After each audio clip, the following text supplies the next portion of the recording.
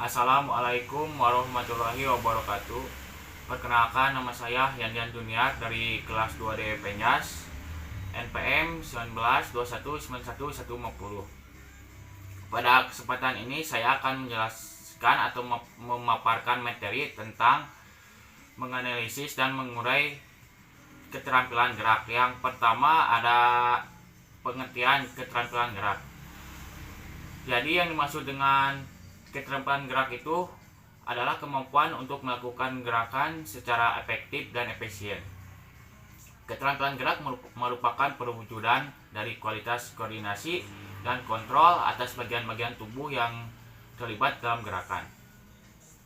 Keterampilan gerak diperoleh melalui proses belajar, yaitu dengan cara memahami gerakan dan melakukan gerakan berulang-ulang yang disertai dengan kesadaran pikir akan benar atau tidaknya gerak yang telah dilakukan.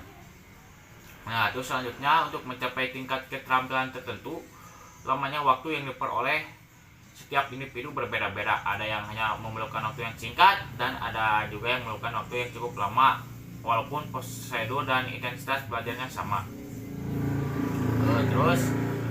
Hal ini disebabkan karena faktor bakat. Setiap individu memiliki bakat yang berbeda-beda.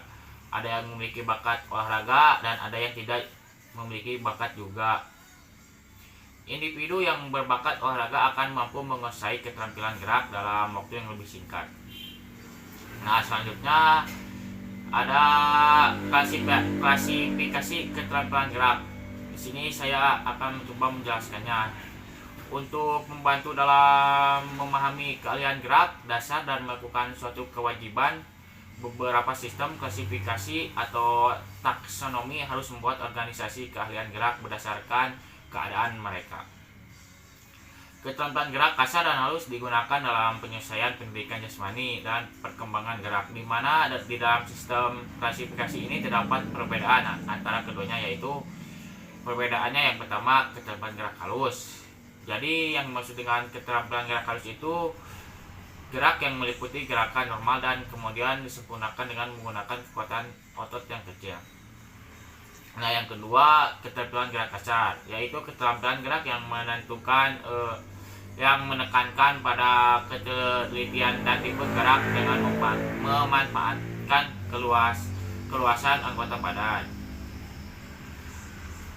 Taksonomi kedua tentang klasifikasi keterampilan dibagi dalam tiga kategori di samping struktur dasar, yaitu yang pertama ada keluasan keterampilan.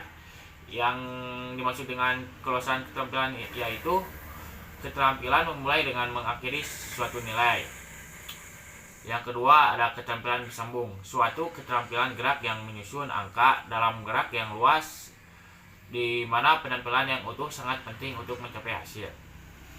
Yang ketiga keterampilan lanjutan, suatu keterampilan yang memulai dan mengakhiri setiap nilai atau menentukan beberapa faktor lingkungan dan menyelesaikannya sendiri. Taksonomi ketiga yaitu dalam memperkirakan lingkungan suatu keterampilan yang berkelanjutan dan dapat merubah tinggi dan rendahnya suatu perkiraan di antaranya. Yang pertama ada keterampilan tertutup, keterampilan untuk memilih objek untuk melakukan suatu tindakan di dalamnya. Keterampilan terbuka, keterampilan gerak di mana penampilan tidak dapat diprediksi selama masih ada perubahan lingkungan. Nah, selanjutnya di sini saya akan membahas tentang unsur kemampuan yang membentuk keterampilan gerak. Unsur ini dibagi menjadi tiga kelompok.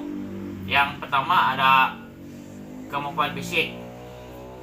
Fisik sebagai fungsi untuk melakukan gerakan. Kualitasnya perlu baik agar gerakan bisa terampil. Dalam unsur fisik ini yang membentuk keterampilan fisik meliputi yang pertama ada strength kekuatan, endurance ketahanan, agility kecepatan dan kelincahan, fleksibilitas kelenturan, dan ada juga ketajaman indera dan kecepatan reaksi.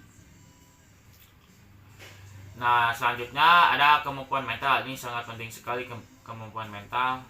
Kemampuan yang memerlukan fungsi pikir. Dalam kemampuan mental termasuk juga kemampuan imajinasi. Ada 9 unsur nih yang termasuk dalam kemampuan mental. Yang pertama ada kemampuan memahami gerakan yang akan dilakukan. Yang kedua, kecepatan memahami rangsangan atau stimulus. Yang ketiga, kecepatan membuat keputusan. Yang keempat, kemampuan memahami hubungan jarak spasial. Kemampuan menaksir irama. Langsung yang ke kemampuan mengingat gerakan. Kemampuan memahami mekanika gerakan. Dan yang terakhir, kemampuan berkonsentrasi. Selanjutnya ada kemampuan emosional. Kemampuan atau kondisi emosional juga berperan penting dalam menghasilkan penentuan gerak yang tampil. Kemampuan atau kondisi emosi awal yang berpengaruh pada saat melakukan gerak terhadap kualitas penampilannya, yang meliputi yang pertama ada kemampuan mengendalikan emosi dan perasaan.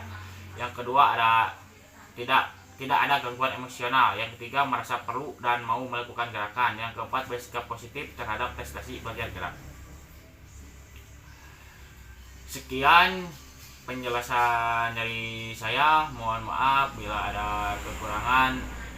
Wabillahi taufiq wal hidayah. Wassalamualaikum warahmatullahi wabarakatuh.